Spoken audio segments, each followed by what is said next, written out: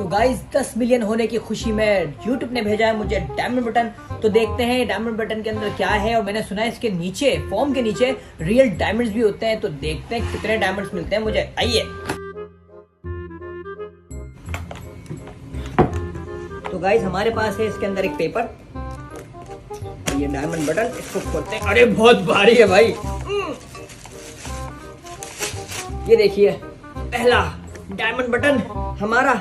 इसके साथ है ये क्लोथिंग जिससे साफ होता है, ये पेपर वर्क जो अवार्ड्स के साथ आए हैं, ये ब्रीफकेस की चाबी, ये चाबी लगा के हम लॉक कर सकते हैं। 2 चाबियां हैं, एक चाबी तो मेरी है, दूसरी किसको दूंगा मैं। और इसके नीचे रियल डायमंड्स, उसको निकालते हैं।